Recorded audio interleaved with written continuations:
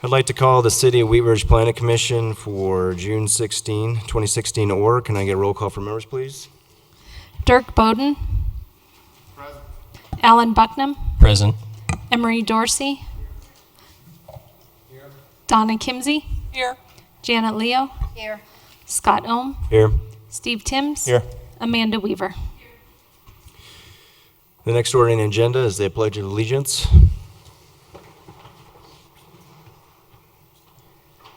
I pledge allegiance to the flag of the United States of America and to the republic for which it stands, one nation, under God, indivisible, with liberty and justice for all. Is there a motion to approve the order of the agenda? Mr. Chair, I move to approve the order of tonight's agenda. Second. Thank you. Call for a vote. Is there any discussion? Call for a vote. Motion passed 8-0. Is there a motion to approve the order of the minutes for June 2nd, 2016? I'll make the motion to approve the minutes of the last meeting. Is there a second? Second. Any discussion? Call for a vote.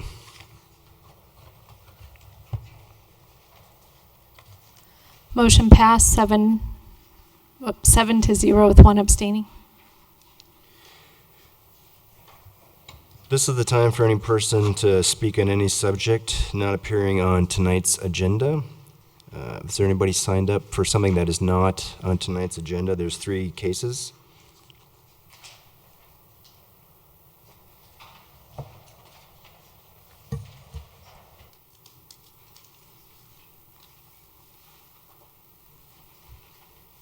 No? Okay. Thank you. This will conclude the public forum.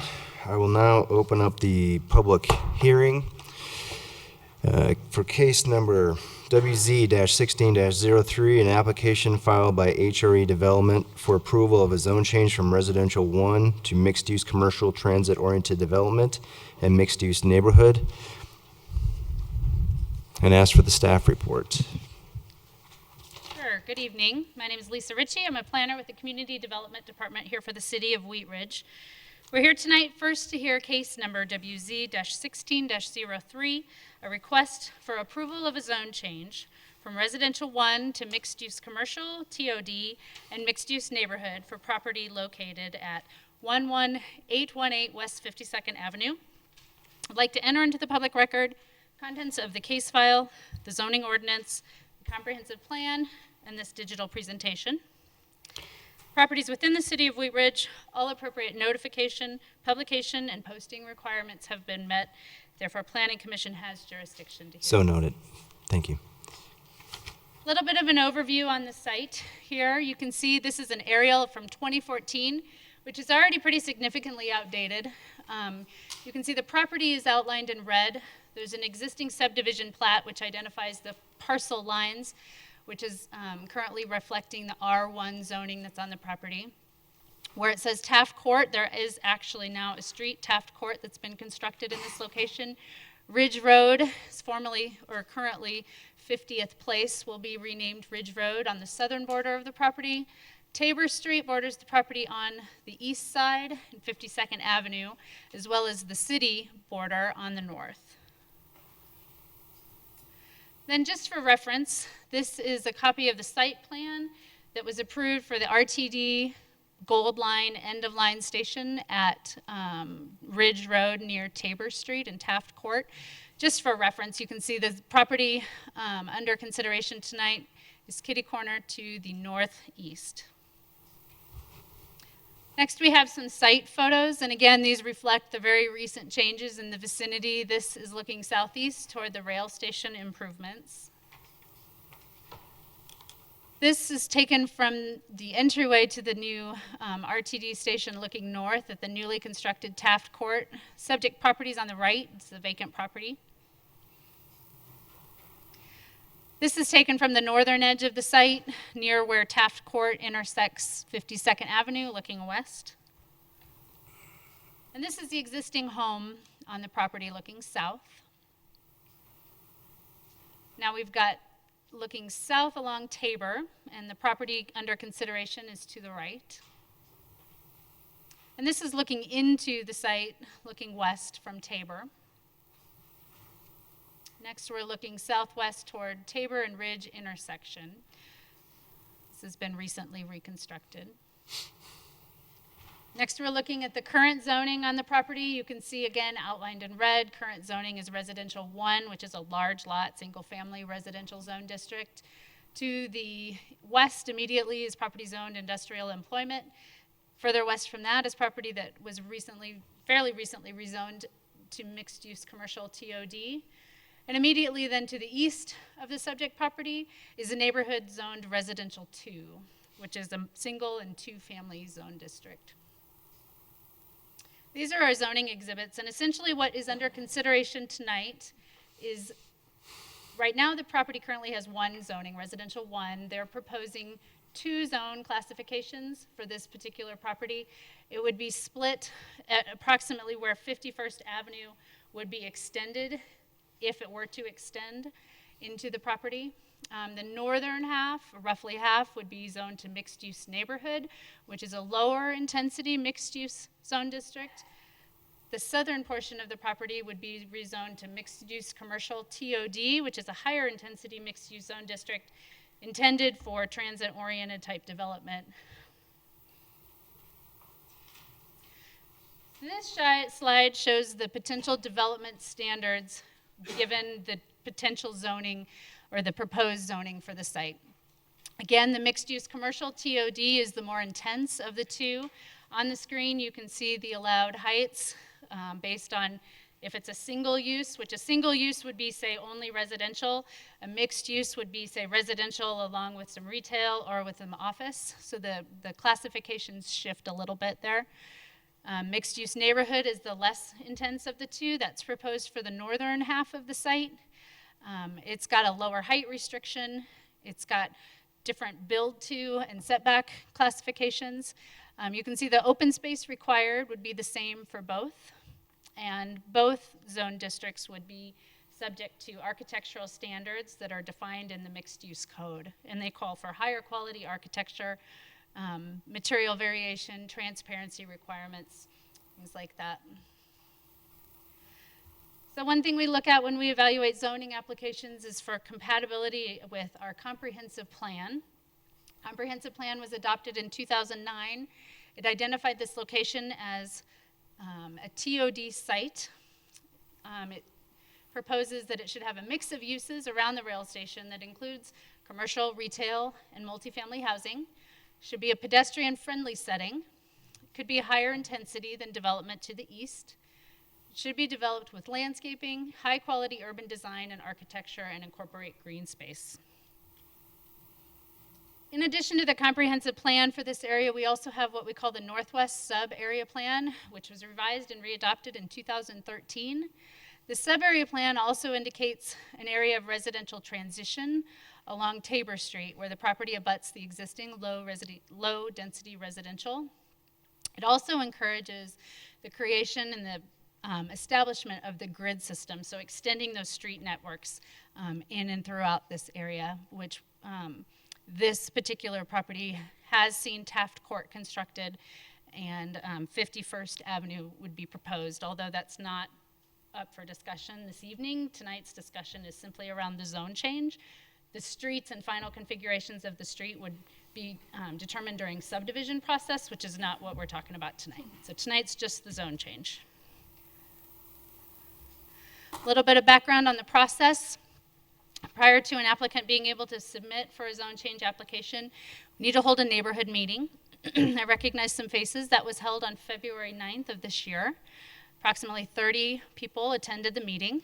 Discussion topics included number of units proposed, the height of structures, parking, street improvements with the development.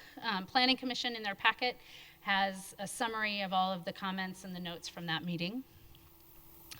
When we receive an application, we also send it out on referral to all the affected agencies like water, sanitation, Xcel Energy, and our own internal departments, Public Works, Police Department, things like that. No agency returned any comments that reflected any concerns. Any additional applications, including subdivision or any site plan, will also get referred out to all of those agencies. They were only commenting on the zone change at this point. Next steps in the process. Planning Commission is a recommending body, so they would make a recommendation of either approval or denial. City Council is the final approving body, and they have this set for public hearing for August 8th of this year. Prior to seeing any construction on the site, it's likely that we would have to have approved a concept plan if they'd like to phase the development, a site plan, and then a building permit, as well as a subdivision application. And the subdivision application, again, is where we would make the final determination on streets, things like that. So with that, that concludes the majority of my presentation. I'd like to note that this staff is recommending approval for this application for the following reasons. Promotes the public health, safety, and welfare. It's consistent with the goals and objectives of the comprehensive plan and the Northwest Sub-Area Plan. And the criteria used to evaluate a zone change support the request. So with that, the applicant also has a brief presentation.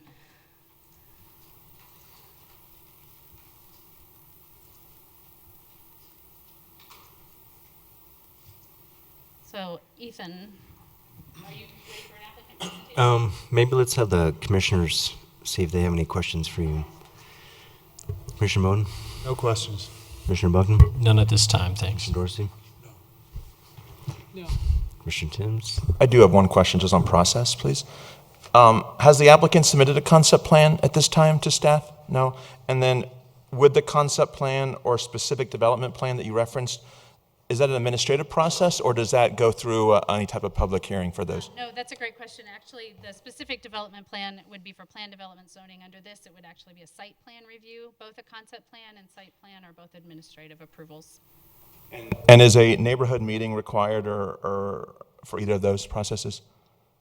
I will double check in my code book and get back to you. Okay. Thank you. No more questions right now. Commissioner Leo? Commissioner Weaver? Okay, thank you. Let's hear from the applicant.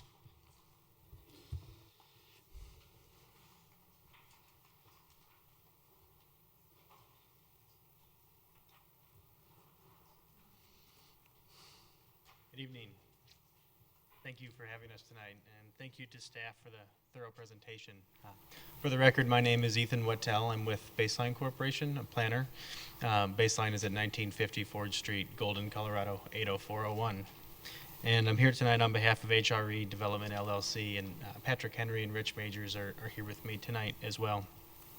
And our proposal is for a zone change from residential 1 to mixed-use commercial TOD and mixed-use neighborhood to allow for future development of apartments and townhomes and mixed uses. Again, thank you for having us tonight. Lisa did a great job going over the site, so I don't need to repeat too much of what she said, but I think we all know where it is. It's located in the northwest corner of Wheat Ridge. Ward Road to the west, you guys can't see my marker, but for those in the audience, Ward Road to the west. The top of the site is 52nd Avenue, the bottom is Ridge Road and 50th, and then the west side is Taft Court, the east side is Tabor Street. Again, and this is just pointed out, the Wheat Ridge Ward Road Station, that's the end of the line of the RTD Gold Line that's opening this October. So I think everyone's pretty excited that that commuter rail line to downtown is going to be opening soon. And it is affording a tremendous opportunity for future development here at the end of the line.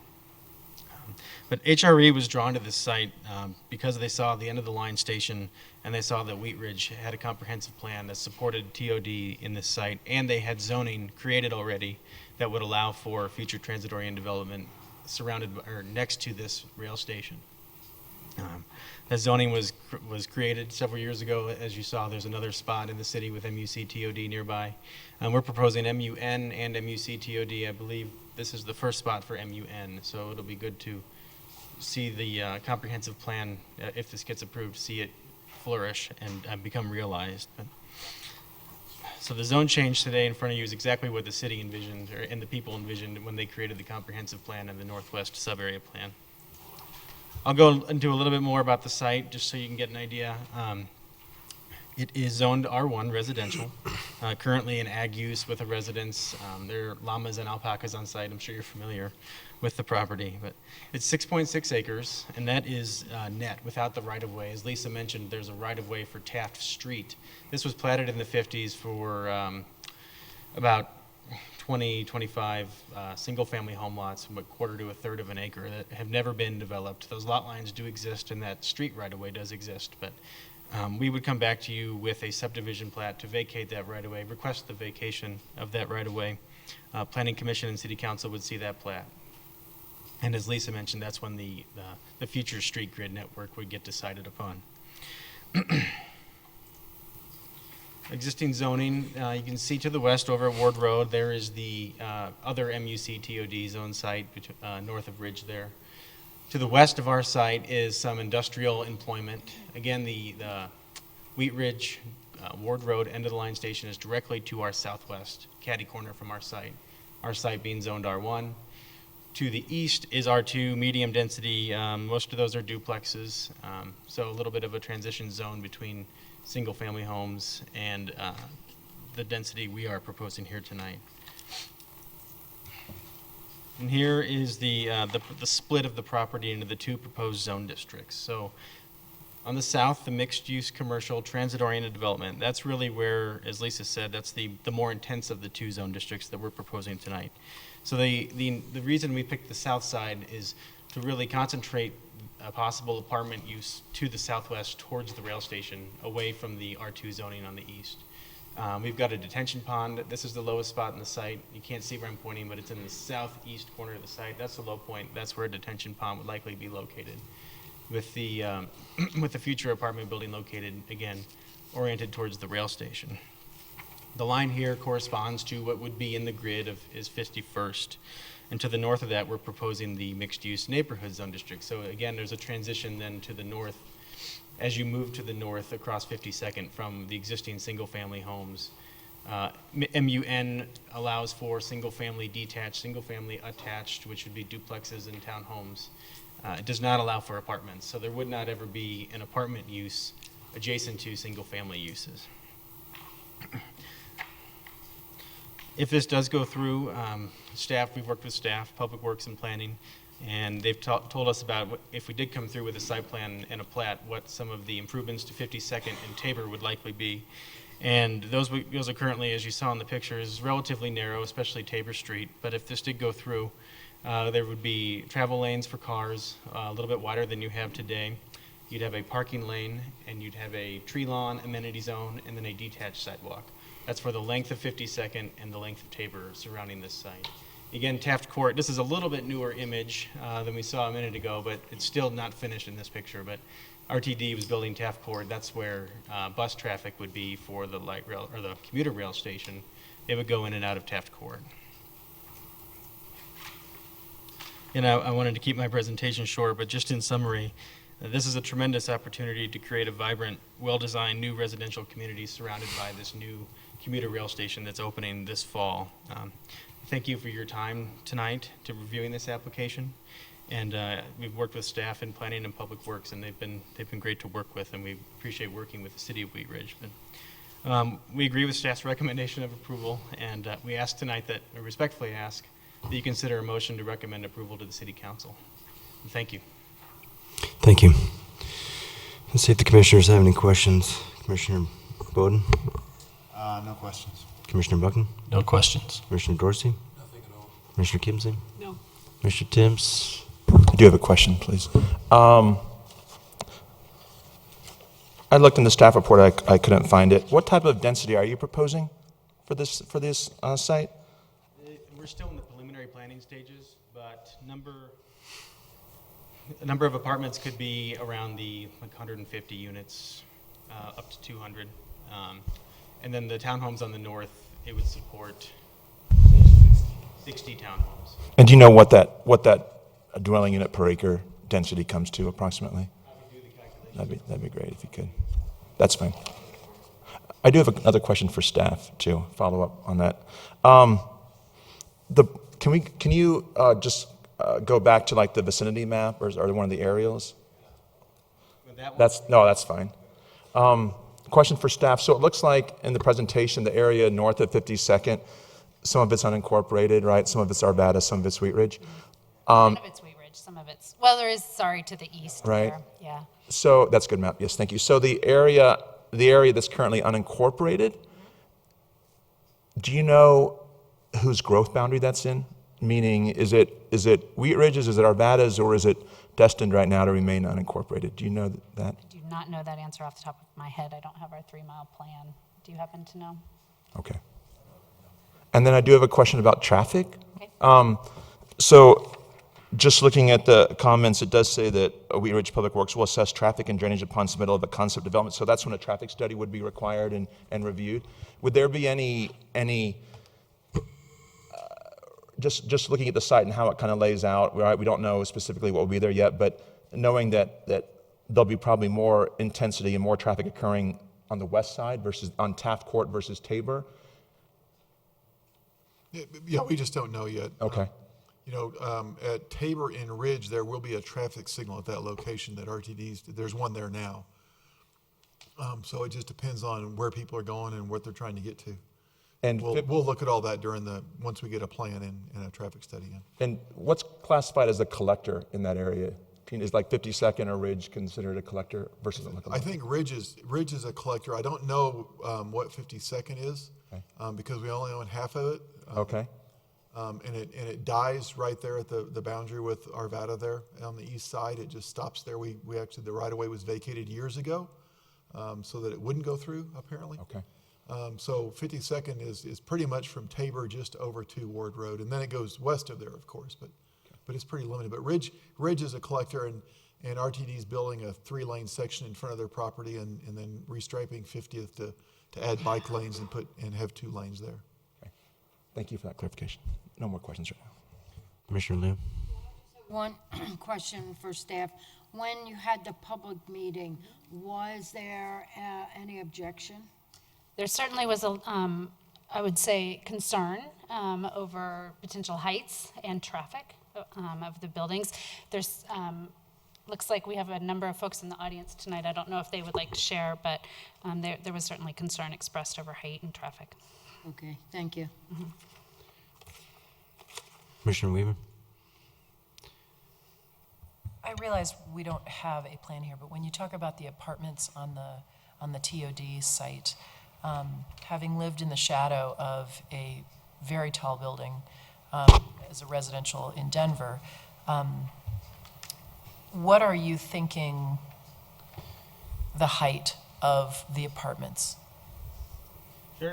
Because the possibility is 8 stories, Right. so. If it's a single-use building, which is likely the case, it would be 6 stories, the maximum. And this goes into Commissioner Leo's question as well, that this was brought up at the community meeting, and I'll reiterate what we said then, was that the market here very likely cannot absorb anything 6 to 8 stories tall. This is very likely going to be a 3 to 4 story tall building. And again, it is, when you think about it in relation to the existing homes, it won't cause a shadow for anybody, given the distance between Tabor Street homes and 52nd homes to that 3 to 4 story tall building. So it'll be pushed south and west away from existing single family homes. Yes, there'll be townhomes built just to the north of it, but there'll be 2 story tall homes there as well. So I guess I'm just not understanding how there wouldn't be a shadow problem with a 6-story building. I mean, that's quite a boundary between. And I guess I'm reiterating, I really don't think there will ever be a 6-story tall building at this site with the developers that are here today. The market there just couldn't handle it. And the construction costs. Thank you, Patrick. When you bump into that 6-story tall building, you're not dealing with wood sticks and wood anymore. Sure. You're talking about steel, and that just bumps you into a completely different category. Okay. So it's just the construction costs and the market aren't going to demand that many units in this location.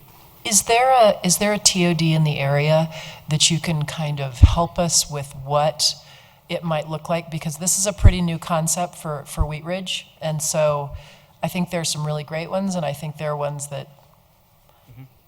Can you just kind of help us with the concept of? Yeah.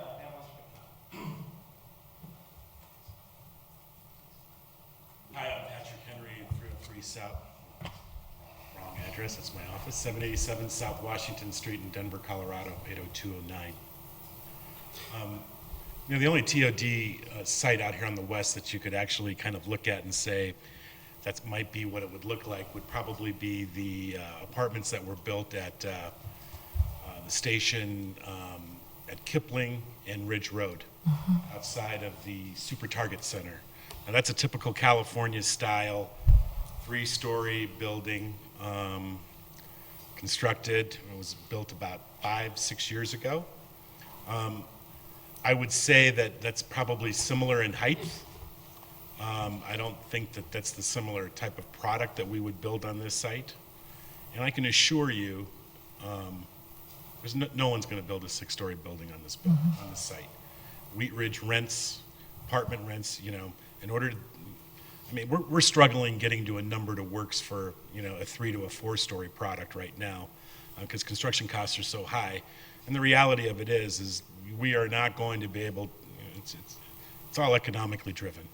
And we're not going to be able to get the type of rents that you can get maybe in lower downtown, where you can get $1,300 a month for a studio apartment. Then you can justify building that type of a product. Out here, it's a whole different market. This is not downtown Denver.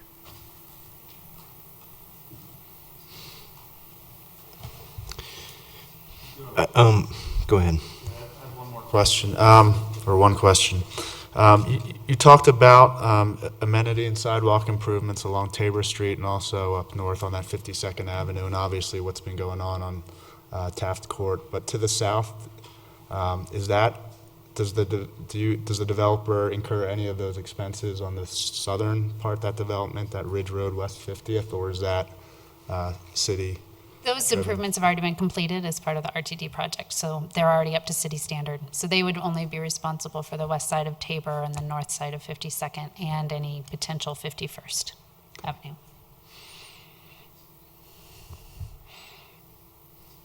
I do have a couple answers to Scott's or Steve's questions if you'd like. A neighborhood meeting would not be required for any future applications. Concept plan only requires a neighborhood meeting if the site's larger than 10 acres, which it's not in this case. They submitted a zoning exhibit for the proposed split. The north property, the MUN, is roughly 3.8 acres, which would result in a density of about 15.6. The southern is 2.66 acres, with 150 units would be 56.4. Do you have another question? I just had one more. Do you have any idea of the price points, either for rent or for the townhomes? I'll let Mr. Henry answer. Oh, okay. Sorry about that. That's okay. Our initial pro formas showed that the average rent across the board in an apartment or an apartment type of community will probably be somewhere around $1,300 a month, and that's when you take. We're not going to build any studios in this building. Wheat Ridge is not a studio market. Let me rephrase that. Wheat Ridge up there is not a studio market where it might be down here on 38th, but where Incarnation and all that stuff is built. So we propose 1s, 2s, and 3s, and if you took all those averaged them out, it'd be somewhere in that $1,250 range. Okay. The townhomes, we really see this as a great entry-level marketplace. Our feasibility study shows that, 350, 400, 400 being at the top. The market might turn and we might actually get 400, but, more than likely someplace around 330, 350 is probably the number. Okay, thank you. Any commissioners have any other questions? I just have one question. How did you determine the proportion of the MUN versus the mixed-use commercial 2D? Was that market-driven or in response to staff or? It's staff-driven. Staff kind of forced our hand on that. Okay. If you remember the image of the sub-area plan that we had shown up there earlier, there was an portion on the sub-area plan on the far eastern side is identified as a residential transition. And we struggled with that a lot internally as far as kind of where to draw this line. In our opinion, MUC-TOD was too intense for that entire site. Potentially too high, potentially just more than I think what the neighborhood to the north and east might feel is appropriate at this time. So looking at the future development pattern in the area, we were just kind of trying to figure out where might be an appropriate spot to split that. And again, the sub-area plan and the comprehensive transportation plan both call for 51st Avenue to extend through to Tabor.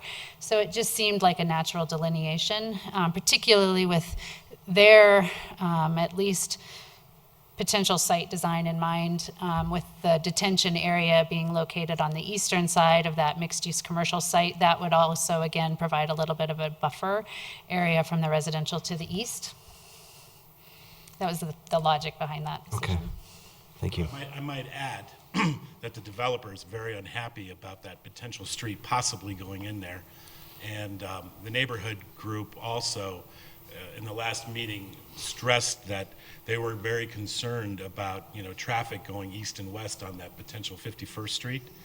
And, you know, we tried, and we agree with the neighborhood group on that, but we were kind of told we were a little overruled on that. So I just want to make mention that the developer isn't happy about it. Thank you. Are there any other go ahead. Mr. Chair, just one question for staff, please. Just a clarification on, it's sandwiched between IE and R2. Can you let me know what the maximum height allowance is for IE and R2? IE is 50 feet, although this is in a height exempted area. So the urban renewal plans have that. R2 is 35. Okay, thank you. Any other questions for staff or applicant? Go ahead. Just one quick question for staff. Do you know offhand where the next closest MUN zoned property is to this?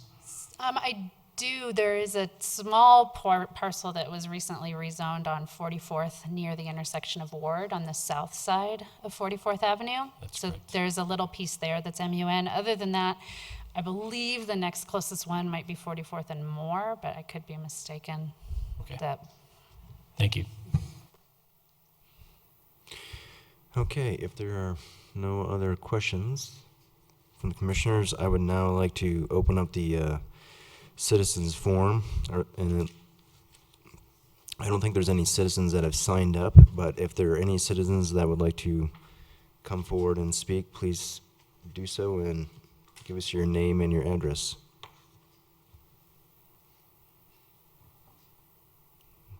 None for this case. Okay, I will close the citizens forum.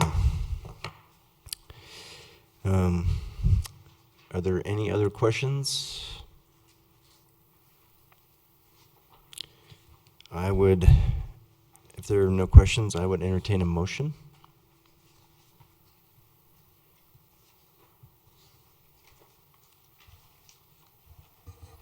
Chair, I'd like to make a motion. I move to recommend approval of case number WZ-16-03, a request for approval of zone change from residential 1 to mixed-use commercial TOD and mixed-use neighborhood for property located at 11818 West 52nd Avenue for the following reasons. The proposed zone change will promote the public health, safety, and welfare of the community. The proposed zone change is consistent with the goals and objectives of the city's comprehensive plan and other guiding documents, including the Northwest Subarea Plan. And the criteria used to evaluate a zone change support the request. Can I get a second? Any discussion? Okay, call for a vote.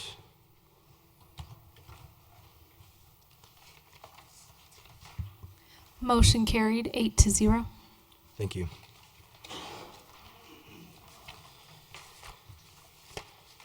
Let's move on to the next case. Case number WZ-16-04, an application filed by Sit Mean Sit Denver Dog Training for approval of a zone change, commercial 1 to industrial employment. I would like to ask for the staff report.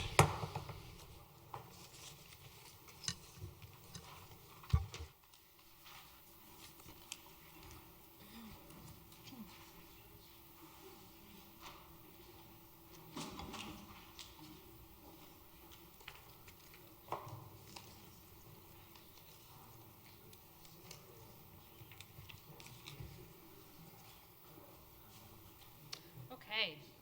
Next on our agenda tonight, we have case number WZ-1604, a request for approval of a zone change from Commercial 1 to Industrial Employment for property located at 4949 Marshall Street. I'd like to enter into the public record the contents of the case file, the zoning ordinance, comprehensive plan in this digital presentation. Properties within the city of Wheat Ridge, all appropriate notification, publication, and posting requirements have been met. Therefore, Planning Commission has jurisdiction to hear this case. So noted. Thank you. All right, first off, we have an aerial showing the site. It's outlined in red here on the northern edge of the city, immediately adjacent to Clear Creek and the Clear Creek Trail on Marshall Street. Immediately to the south, you may remember, is the former Copperfields property. That building has now been demolished to make way for a self-storage site. Further south of that, we have the location of I-70. If we look at the current zoning in the area, you can see the property is zoned Commercial 1, which is intended for areas with a wide range of commercial land uses, including office, general business, retail, and service establishments. Surrounding property to the south and west is zoned industrial employment, with C1 zoning to the east and further south of this property. Next up, we have an aerial zoomed in on the current conditions of the site. At this point, the site is vacant. All of these vehicles and kind of extra things you see in the site have been cleared out. The applicant has the property under contract with the current owner. So the applicant is here tonight, not the owner of the property. Together, these two parcels have a combined area of approximately 2/3 of an acre. There's an existing roughly 7,000 square foot building on the site. It should be noted that most of this property lies within the 100-year floodplain. So any redevelopment will have to work within that. Although you may have heard Public Works mention some remapping that's going on in the Clear Creek Channel, which we're hopeful will take a number of properties out of the floodplain, potentially this one. Next up, we look at the city's comprehensive plan. It identifies this property as an employment zone, which is a designation intended to support existing industrial uses and encourage efficient development. Again, just a summary for what we're hearing tonight. This is a zone change request from Commercial 1 to Industrial Employment. No physical redevelopment of the site is proposed at this time. The applicant also will make application for a special use permit that would be considered if the zone change is approved. He intends to use the property as a dog training and dog boarding facility, which the boarding portion requires a special use permit in that zone district. In addition, we'd just like to note that this zone change definitely responds to recent rezonings in the area. Next up, we have some photos of the site, just to orient yourself. This is taken from across the street on Marshall, looking into the subject property. You can see the existing building on the left. It's a large parking area on the right. It should be noted that there's a roughly, I believe it's 50 feet wide easement that runs along the north edge of the property, adjacent to the fence there on the right side of the photo. And the property to the rear, their access is provided through this property. On that property on the rear, there's a billboard as well as that large Excel tower that you see.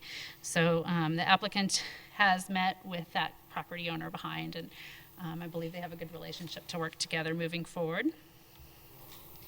Next up, we have a photo taken from the northeastern corner looking south along Marshall. You can see the existing front of the building. It should be noted that you may remember with the Marshall Street self-storage project that we talked about recently, they're going to be doing public improvements along that entire portion. Public Works has at times funds available for missing links, and this one we've identified because the level of development that the applicant's proposing wouldn't trigger any public improvements because he's not subdividing and he's not doing any major construction. However, the city would have funds when the public improvements are constructed for the Marshall Street self-storage project. We would likely complete those public improvements to make that connection to Clear Creek Trail along Marshall. This photo is taken from Clear Creek Trail on the north side, looking into the site at the existing building. Again, he's just proposing maybe some minor upgrades to that facility at this time. And this is looking at the rear of the property. Again, you can see all those vehicles and things have been cleared out. The property line not sure if it extends all the way to the trees on the right there, but it's fairly close to the rear of the building. Next up, we have a comparison of the development standards. Currently, it's zoned C1, proposed to industrial employment. Standards are relatively similar. Both have the same height allowance. The maximum lot coverage is a little more intense at 85% in IE zoning, with a corresponding minimum landscaping of 15%. The only major difference in these two zone districts is the setback, which I wish I understood the history on these two numbers, but commercial is, C1 is 50 feet and industrial employment is 10 feet. With that, within a zone change, we do send out on referral. There were no comments or concerns really that expressed any, or sorry, no comments that expressed any concerns. Excel obviously noted that the applicant needs to maintain access to their facility toward the rear, which again, he's aware of. We held a neighborhood meeting on April 27th. There was one attendee, that was the property owner to the rear. They had a good conversation and he expressed no concerns. With that, staff supports this request and we recommend approval. It promotes the health, safety, and welfare of the community with no significant adverse effects. The zone change to IE is supported by the comprehensive plan. It also responds to redevelopment in the area, and industrial employment is compatible with the surrounding area.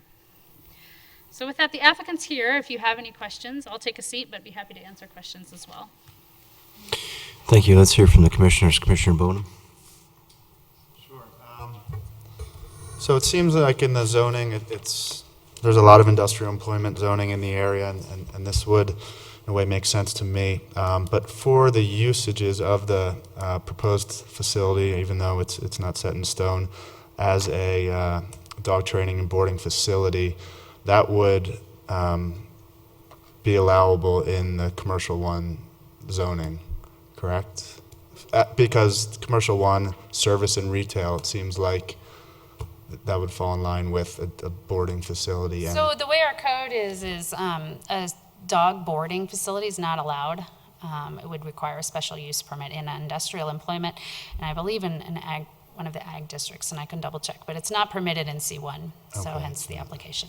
Should also note that the property has been historically used for the last number of years as an auto body facility, which is, definitely leans toward that more light industrial use. So it's kind of been functioning as a light industrial property through a special use permit for a number of years. Okay. That's it. Commissioner Bucknam. Yeah, just to keep discussing the zoning in particular in the neighborhood, over to the east, that's across Marshall there, just south of the park there, that's all still zoned commercial, correct? Let me look at the zoning map. The property actually immediately to the east is zoned C1. I'll pull the zone map back up.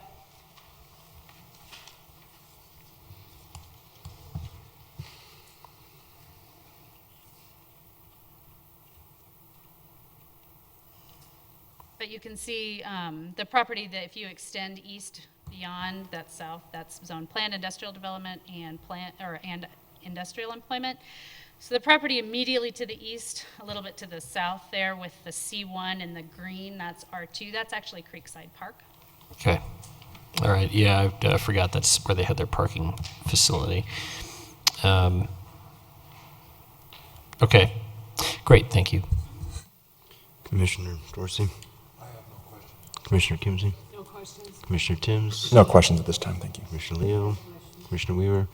I have a couple questions particular to this map. So first off, the lot that has the 5 zeros, that's all one property right now? It is. It's under the same ownership. It's two separate parcels. I believe I haven't seen the survey. But it has split zoning on it currently. It's two. Is there two lots? Like on the north side, there's the 04909, and then above that there's the 5 zeros. Yeah. And then my understanding is is there a lot line between the 04949 and the 04909? There is a property line there. There is, and that extends north It does. So you through see the property outlined in red. Yeah. Those correspond with the property. Okay, and then there's access easements then through both of those properties. Through the one in red, there's the only way to get to the other, the 04909 is to go through the 4949, correct? And the same with the one in the north. It's one access Is easement, it? and I don't know that where it falls in relationship to that property line that splits those two parcels. Again, okay. Before you do, Okay. I have a couple more questions. And then the other questions is, so on the property to the south that we had in a previous case, there were some, I guess, issues with the right-of-way was too large. Correct. And then that got We vacated the right-of-way vacated, recently. correct. Yep. My question is that going to happen to this property? Is there going to be any future right-of-way dedication or vacation? And if so, should that potential future right-of-way be rezoned at this point, or does that cause any issues? The zoning in the right-of-way, I Well, can't okay. imagine that it would cause any issues. If it's not, It will okay. be part of the evaluation. Again, Public Works has taken a look at making those public improvements, and if they determine that we'd like to vacate the right-of-way, we'll work with the applicant. We haven't kind of advanced that Okay. far. So that won't be a problem. Okay. That's all the questions I had. Are there any? If you want to come forward and state your name and address, that'd be great about the access. My name is Anthony Brashanti. I'm at 2050 Applewood Drive in Lakewood, Colorado. Thank you. Just to understand the property, 4949 is essentially two deeds and two separate property lines under one ownership currently. Same thing exists behind, and that 000 lot that you referenced, the XL utility tower and power lines go through there. So that must have had some play, and that's what the easement is. So for instance, the smaller section of what we see on the screen here above 4949 doesn't allow for any permanent structuring. Okay. Building, and even looking at the difference between IE and C1 and the size of a building and the setbacks and things like that, we're not proposing that'll come into play in any way. The building is a 7,200 square foot building. I have no intention of growing the size of the building. It's more about retention, I suppose, fence areas that become training pens, if you will, and perhaps those little shade type of things. Mhm. But really none of that is even going to happen on the lot that's closest or on the north side, closest to the creek side, because of that easement of allowing utility trucks, as well as Mr. Arnold, who's the, Arnold or Abbott? Abbott, sorry. Mr. Abbott's property to the west, he has to access through that as well.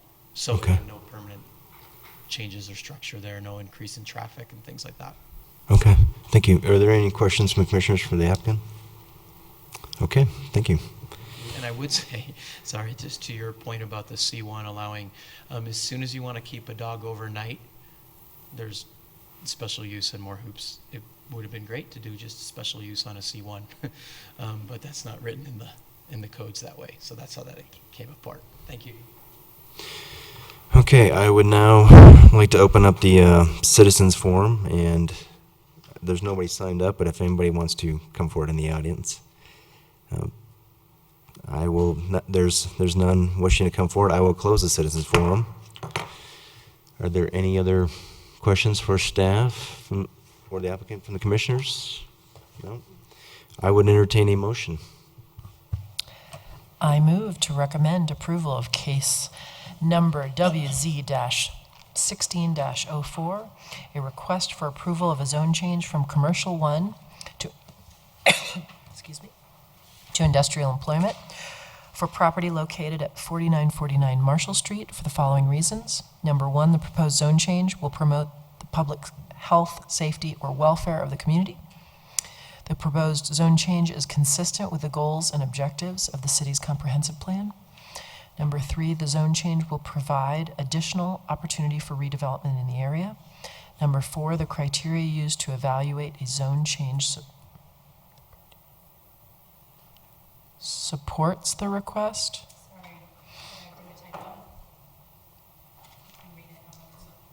Does that sound? It sounds good. That's my motion. I'll second. Okay. Any discussion? Okay, call for a vote. Motion carried 8-0. Thank you. Okay, let's go into the last case. Case number Z0A-16-01, an ordinance amending sections 11-218, 11-293, 11-401, 11-404, 11-415, 26-204, 26-640 of the Wheat Ridge Code of Laws to adopt regulations governing medical marijuana testing facilities. And ask for the staff report. Thank you. Thank you, Mr. Chair. Rest of the commission, my name is Jerry Dahl. I'm the city attorney. Appreciate your having me here. I'm here rarely, but I try to show up occasionally so that you remember what I look like and I remember what you look like. At least we're not dealing with incentives for construction of multifamily housing tonight. That was the last time I was here, I think. In any event, you have before you an ordinance amending the Wheat Ridge Code of Laws, and as you know, the code requires that where there are changes to Chapter 26, the zoning chapter, those changes to the code be first reviewed by you and a recommendation provided to the City Council. Tonight we're talking about medical marijuana testing facilities. Most of the material in the ordinance relating to this new use is found in Chapter 11 of the code, which is not something you would otherwise review, and you frankly don't. I'm sure if you have comments on it, the council will be interested to hear them, but there is a portion, of course, of this ordinance regarding stitching medical marijuana testing facilities into the zoning code. It needs to be in two sections of the zoning code, and that triggers your review. The staff report's well written. I didn't write it, actually. I think Ken Johnstone wrote it with Lisa's help.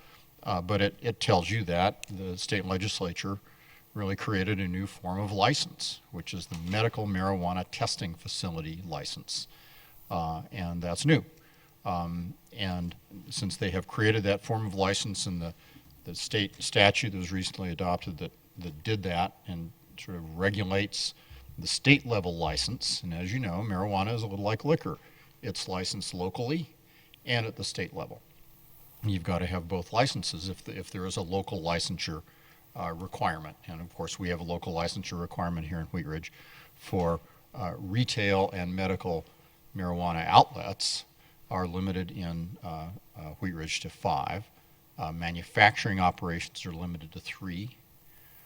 Testing operations presently just for retail are not limited, but they're permitted as uses by right in C1 and IE.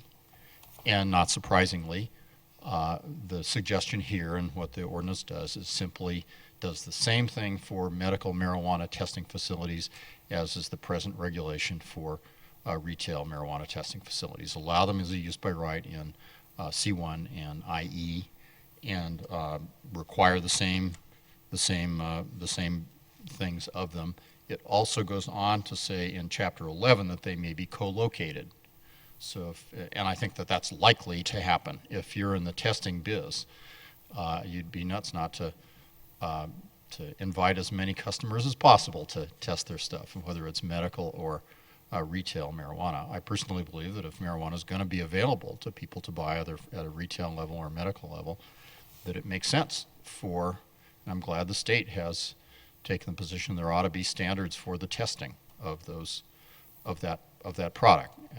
It's beyond the scope of our discussion here, but I think you're probably aware of the fact that the state of Colorado is evolving its approach to marijuana, and as problems crop up in terms of packaging and access of marijuana to children, the state, to their credit, I think, has responded with additional regulations on packaging, additional regulations on how it can be available. And I think this is an example of that in saying we want to be able to have a medical marijuana tested, and there are standards for that. And if you'll notice in the state statute, if a testing facility finds that there are contaminants in a sample that it's testing that are above the limit, it has to quarantine that sample and take other actions. So without taking up any more of your time, I'll tell you that what this ordinance does both in Chapter 11 and importantly for your purposes in Chapter 26 treats retail, medical marijuana testing facilities in the same way we treat retail. And I would expect that we do have one testing facility here, I think, in the city. And it wouldn't surprise me if they applied for a license to co-locate a medical testing license at the same location, or it could be a different location in IE or C1. And I frankly don't see that, and I don't think council saw the testing facilities as having anything like the same kind of concerns, proximity to schools, et cetera, that it saw the retail or medical sales outlets to have. It's a lab. You drive by it and they could be testing anything. It doesn't raise those same issues. I think that's why presently the city allows them as of right in those two zone districts on the retail side, and I see no reason not to recommend, and I do, that they be allowed as of right on the medical side as well. Thanks for your patience. Happy to answer any questions about this. It is a public hearing, so it should be opened and the invitation made, but then you can close it, I think. Questions? Thank you. Commissioner Bowden, Commissioner Bucknam, Commissioner Dorsey, Commissioner Kimsey, Commissioner Timms. No questions. Commissioner Leo, Commissioner Weaver. Yes. And this is really just for our audience. Could you just explain a little bit more of the response? Because I think I'm trying to understand. I think this is in response to the issues around synthetic marijuana and some of the danger. Is it so it's testing the product for whatever? For contaminants, that's correct. And if I could probably draw your attention to the state statute that is attached in your packet, and probably a good way of looking would be page 2 of Senate Bill 15260. And you'll notice that the lead-in on the prior page says this is to add a minimum to ensure the products sold for human consumption, which would include the medical, do not contain contaminants injurious to health and ensure correct labeling. And then it talks about the kind of testing that would take place. Great. B, testing may include analysis for microbial and residual solvents, chemical, et cetera. Letter C, in the event you see that, you immediately quarantine the product, you document and destroy the product. You also verify THC potency, obviously, especially for medical, I think, because that's why it's being purchased. And it also gives authority to the state licensing authority to determine protocols and frequency of marijuana testing by licensees. I do not expect that the city of Wheat Ridge will be engaged in that. Really, the Wheat Ridge's role here will likely be to permit these facilities or not in given locations. A little bit of security issues that are no different than we apply for retail testing facilities, much less of concern than the retail outlets. But I think this properly describes kind of the incentive for the state statute, and if I believe it makes sense to have a level of testing that's at least as equal to retail for medical, because it's being used for medical purposes. Agreed. I just thought it was worth sort of saying out loud to explain what testing does. Thank you. Yep. I have just a couple questions. The first is, I guess I would argue that it could be more than a lab, because it says that you could have an optional premises cultivation operation.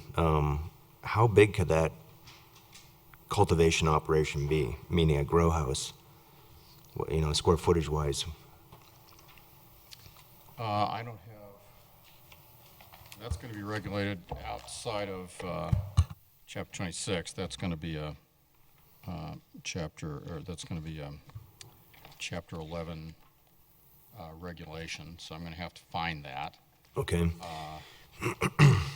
We would regulate it obviously in the same way we regulate any other grow. I mean, it couldn't be any larger than any other than any other grow. And the other thing is, as far as access from, I guess I'd say the public, you know, who could come into this facility to, I guess, test it? You know, is it going to be, you know, like patients? It's a medical. Because I guess some of my concerns, it seems that the terms medical marijuana have had a kind of loose definition as far as, you know, because it seems like, you know, the definition between the medical and the retail marijuana, that they seem fairly accessible to people, even though one is, you know, with the definition of medical, and this is going to be a medical testing facility, and I understand what that definition is, but who can someone, you know, I don't know if it's the general public, but, you know, is it going to just be just somebody just doing that? I understand what the lab work is, but is there going to be any, I guess, people testing the product to make sure it works? How do they test it on people, I guess?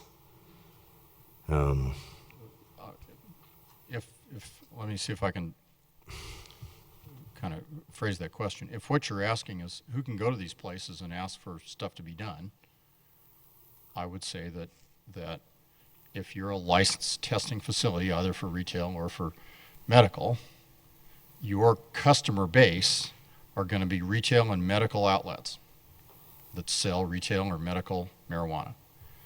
And so the local marijuana store or their supplier Okay. will be bringing that in. I think it's very much a kind of a wholesale level interaction. It's not a retail interaction where I've got a gram and I kind of want to check it out. I suspect that, I don't think that's necessarily prohibited, but I suspect that if I walked into a lab and said, would you test this for me, they're not under no obligation to do that. They're not a public entity. They're a private entity. And I very much suspect that if that rare thing happened, they'd say, you know, we're really here to test, you know, for the industry, and that's our customer base. Now, I can't say that they wouldn't say, all right, fine, for $100, we'll run it through the machine. I don't necessarily see a downside to that. I don't see it as any differently than any other, like chemical testing lab, there are water testing labs.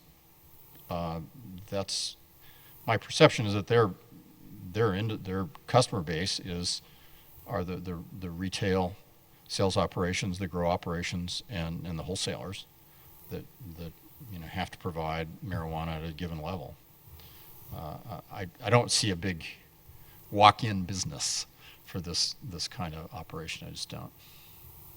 I think I'm just the concerns are more from I believe it was allowed in the C1 zoning currently. Right. And that's going to be continued to be allowed in that zoning? Yes. Okay. That's correct. It's retail testing is allowed in C1. By right. Where's our testing location now? Do you know if it's in a C1 or IE? Oh, I do not know off the top of my head. Sorry.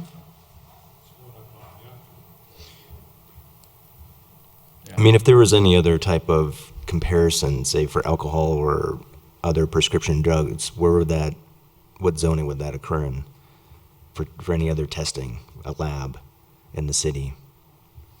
It depends on the intensity, but I would say potentially IE and, C1 for the retail, possibly C2. I can check my use chart, though, quickly. I think you'd look at the use chart and see if there was a use that was similar. And looking at the commercial industrial use chart, see if we can find something that would be close to that. So research laboratories, offices, and other facilities for research are permitted in C2 and IE.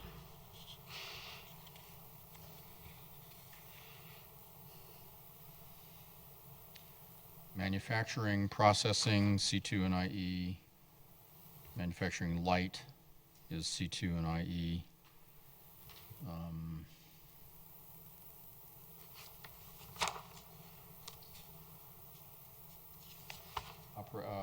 Marijuana optional premises cultivation associated with medical marijuana centers, special use in C1. Medical marijuana centers, special use in C1, also in IE. So the marijuana, other marijuana uses are C1 and IE, with the exception of medical marijuana optional premises cultivation associated with marijuana infused product manufacturers just allowed in IE. I guess from the question I have is just from the public standpoint, if there's a grow house and it's, the public sees this grow house and it's actually not a, retail, or it's actually one of these, the testing facilities, and they ask, why is it in the C1, and what is the response from the city? Well, we can have a grow house if you're a testing facility, and I just want to make sure that there's no, it's just kind of, there's no gray areas, that it's pretty clear, where they can be allowed, and I don't know that, what the future will tell, if there's going to be a lot of testing facilities, or if there's going to be testing facilities with grow houses. There's always new definitions and changes with the marijuana laws and statutes. And So your concern is because it has the word cultivation yeah, included in that? yeah, in the grow house, and what are the restrictions, and I don't know. I guess just looking at it. I guess I would tell you that optional premises cultivation operation associated with medical marijuana infused product manufacturers only allowed in IE. So the fact that you would allow a medical testing lab in C1 does not bring with it a grow house, because it can't, because the grow house is limited just to IE. Okay. I mean, it took me a while to kind of absorb your question, but that, just because it's a permitted testing facility in C1, it doesn't bring anything with it than what the C1 list lets you bring, and C1 list does not let you bring an optional premises cultivation. Okay, I think that answered my question. Yeah. Yes. What is the asset to the city if this is approved? What does the city get out of it? Probably a business license, some employment in a business that's fairly high tech. The testing labs are not, they're not minimum wage kind of places. The city encourages, light kind of high tech, light industrial kinds of things in the right zone districts, because that's an employment base that is important to the city, to have jobs that are not low wage jobs in the city. This is an example of that. Be no different than say a high-tech products manufacturing testing lab or something, that I suspect the city would be fine with that locating in, again, the appropriate zone district. I'm not Steve Art, the Economic Development Director, but I'm imagining that that's likely the answer he'd give you to that question. Thank you. Mm-hmm. Are there any other questions, Mr. Dahl? No? I don't believe I've opened up the citizens forum, have I? I don't believe so. And, no. I will open the citizens forum up. There are no citizens here, so I will close the citizens forum. If there are no other questions for Mr. Dahl or staff, I would entertain a motion. Mr. Chair, I'll move to recommend approval of the proposed ordinance amending Chapters 11 and 26 of the Wheat Ridge Code of Laws concerning the regulation of medical marijuana testing facilities. I'll second. Any discussion? Call for a vote.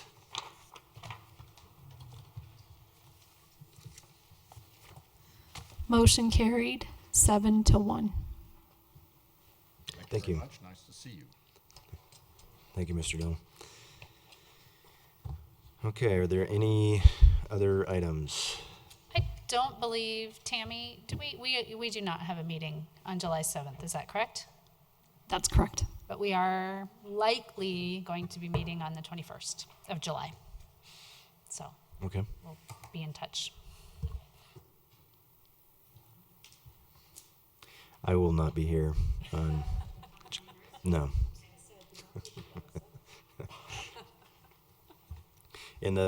Is there any other items, or? I had one question that I brought up. If we could get PDFs of the Planning Commission reports. Sometimes it's a little easier to kind of zoom in on stuff. Ms. Ritchie said that would, maybe So she we could email an electronic copy of the packet or of the information in the packet when we deliver it? Is that? They're also online on the website. They are? Okay. The PDF, yeah. Yeah. We could Yeah, email the one online, I think, might be a scanned version. Sometimes that's difficult to read, but the actual PDF documents should be, yeah. Okay. Anything else? Would anybody like to make a motion to adjourn? I make a motion to adjourn the meeting. Second? I second. Call for vote.